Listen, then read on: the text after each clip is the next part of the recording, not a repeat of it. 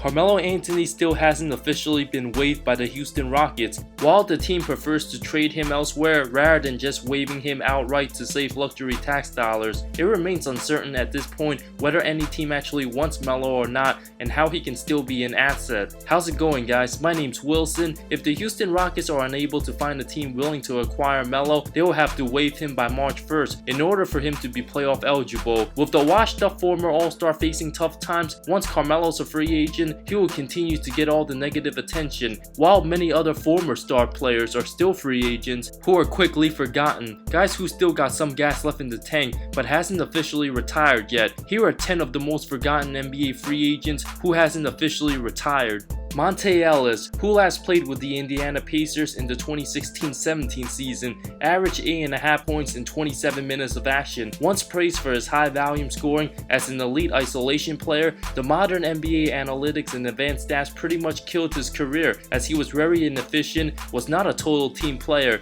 Indy decided to waive him after 2 seasons, even though he's still on the team's payroll till the 2021-22 season. Despite being one of the best players to never make the All-Star team and best known for his time with Golden State, Monta averaged a career best 25.5 points during the 09-010 season. Desperately trying to pursue the comeback at 33 years old, he's not a good 3-point shooter by NBA standards, only shot 30% from deep his last 5 seasons, is not a defensive specialist, but can certainly provide a spark off the bench playing 15 minutes a game. But as a guy who also suffered multiple injuries throughout his career, his NBA status is not looking good. Josh Smith. It's 2019 and Smith is still getting paid by the Detroit Pistons $5.3 million a year until the 2019-20 season. Matter of fact, Smith hasn't played for the Pistons since December 31st, 2014, was waived by the team less than 2 months after signing him for a 4-year $54 million contract, one of the dumbest moves ever made in NBA history. Thanks to Stan Van Gundy, Smith would later play an important role for the 2015 Rockets, a big reason for leading the Game 6 comeback after the team was down 3-1 to the Clippers, hitting threes left and right. Signed with the Clippers afterwards, before trading him back to Houston, played 3 games with New Orleans to start the 2017-18 season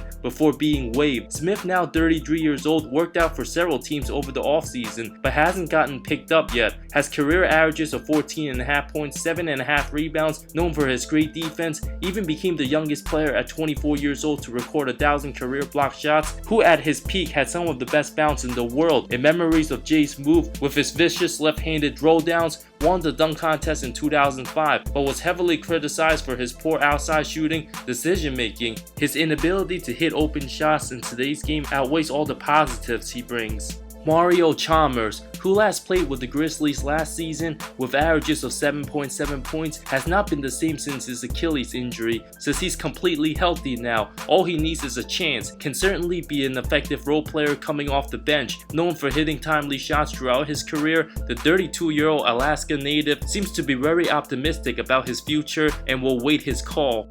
Kendrick Perkins, who reminded everybody late in the playoffs last season he's still relevant in the NBA, was inactive on the bench, known for talking smack and attempt to distract the other team, was best known for his days with the Celtics as the starting center for the 08 team who won the title, also played with OKC in New Orleans, opted to retire from the G League in February of 2018, but appeared in the last regular season game with the Cavs on April 11 of last year. Although it would be ideal for Perk to rejoin the Celtics before retirement, he even reached out to Danny Ainge, but would have to wait a while. It's certainly not the time for Boston to focus on him right now. Jarrett Jack, who was waived by the Pelicans at the start of the season, turned out to be a costly mistake. With Alfred Payton missing a bunch of games, Jack would have brought in a couple good minutes. It's one of the ultimate journeymen, played for 8 different teams as a decent point guard, even started 56 games with the struggling Knicks last season. Now at 35 years old, Jack remains pretty active on social media to draw NBA attention, as everybody seems to have already forgotten about him. At least the Suns can use him at the point, with his veteran leadership a positive for the young guys. Nate Robinson, who also played with 8 different teams, only lasted 2 games with the Pelicans in the 2015-16 season, was 31 years old at the time.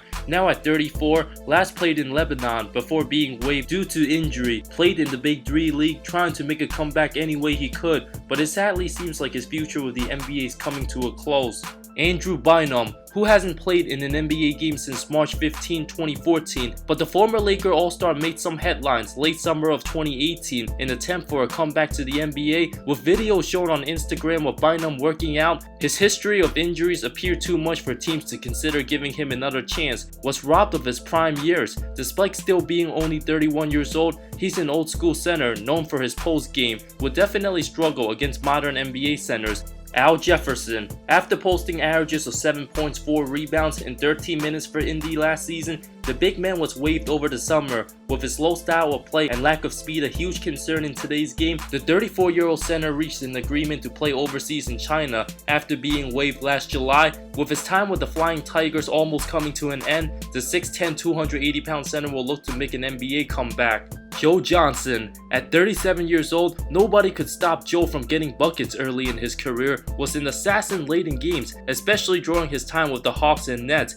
but came off a disappointing season for Houston last year, where he was supposed to add scoring power off the bench, but his game has fallen off, only averaged 6 points in 22 minutes of action. While the former 7-time All-Star said last summer he still wants to keep playing and is not even thinking about retirement yet, but Johnson certainly might have to rethink his future. Deron Williams, who used to be one of the best point guards in the NBA, especially from 2007 to 2012, where there were many debates on who was better between him and CP3, but after playing with the Nets with his tenure in Brooklyn viewed as a failure, injuries took a toll on his body throughout the years. D-Will played 2 seasons with the Mavs before being waived in February of 2017. Signed with the Cavs in hopes of winning an NBA title, it seemed like he lost all his confidence in his game, was so bad in the finals, went 2 of 16 from the field as a complete no-show in 61 total minutes played, averaged 1 point for the series. Despite being only 32 years old at the time, hadn't played an NBA game since, with the latter part of his career viewed as a disaster, which will ruin his legacy as a forgotten elite star player. Williams knew he made a mistake by leaving Utah, looking back at it years later, but you live and learn.